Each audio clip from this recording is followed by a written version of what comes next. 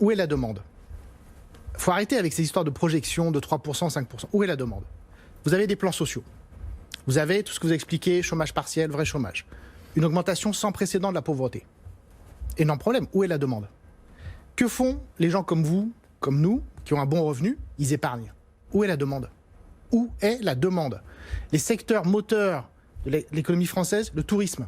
Le tourisme ne va pas retrouver l'année dernière son niveau habituel, évident. L'aéronautique, évident. Où est la demande pour l'économie française? Elle n'est pas là. Elle n'est pas là. Et évidemment que l'année prochaine, il y aura un petit redémarrage, mais qui va être ridicule.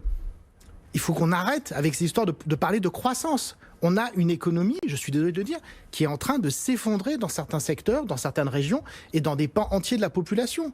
Je suis désolé de casser l'ambiance, on est le 24 décembre, il y a des millions de familles aujourd'hui qui ont froid, qui ont faim. Je rappelle que le préfet de Seine-Saint-Denis, au premier confinement, a parlé de sa crainte d'émeute de la faim.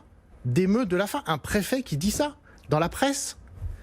On a aujourd'hui des dizaines de milliers de lycéens et d'étudiants qui ont arrêté définitivement leurs études, qui vont passer toute leur vie active sans être diplômés. Regardez les jeunes qui ont pris le premier confinement dans la tronche quand ils étaient en terminale, qui ont des problèmes psychologiques, sociaux, tout ce que vous voulez. Ils ne sont pas responsables, on ne vit pas tous dans la même famille.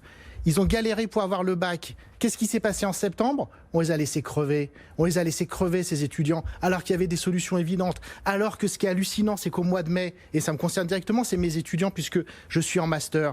En mois de mai, on a eu des dizaines de milliers de diplômés. Aucun n'a trouvé de stage, aucun n'a trouvé de boulot, ils étaient sur le carreau. Qu'est-ce qu'il fallait faire? Qu'est-ce qui était évident et qui n'a même pas été discuté? Qu'aucun parti n'a... C'est une honte absolue pour notre classe politique. Il fallait embaucher ces jeunes diplômés Bac plus 4, Bac plus 5, les former pendant l'été. Moi, on était plein de profs, moi je le faisais bénévolement, tout ce que vous voulez. C'est pas un problème. Et qu'ils auraient été les tuteurs des nouveaux étudiants qui sont arrivés là en septembre. Personne l'a fait, on n'en a même pas parlé. Les nouveaux étudiants, ils sont bousillés pour l'ensemble de leur vie active. Et dans quelques années, on va venir pleurer sur l'augmentation de la délinquance, etc. Mais qu'est-ce que vous croyez qu'ils vont devenir tous ces jeunes? Il n'y a aucune perspective pour eux, c'est fini, c'est fini. Et là, ma fac ne va pas réouvrir, on va continuer au second semestre, on ne fait toujours rien, c'est monstrueux ce qui se passe, c'est absolument sans précédent. Et on va venir pleurer derrière alors qu'en même temps, la recherche économique et sociologique a beaucoup avancé ces dernières années et on sait par exemple qu'une personne au chômage coûte plus cher à la société que si elle était embauchée. Il y a des associations qui bossent à Marseille, qui logent, qui soignent gratuitement des personnes à la rue. Elles ont fait leur compte, ces associations. À la fin de l'année, la personne logée gratuitement, elle coûte moins cher à la société que quand elle est dehors, parce que quand elle est dehors, elle ne peut pas suivre ses traitements médicaux, elle a des problèmes avec la justice. C'est monstrueux ce qui se passe. Moi, comme tout un tas de profs, comme tout un tas de...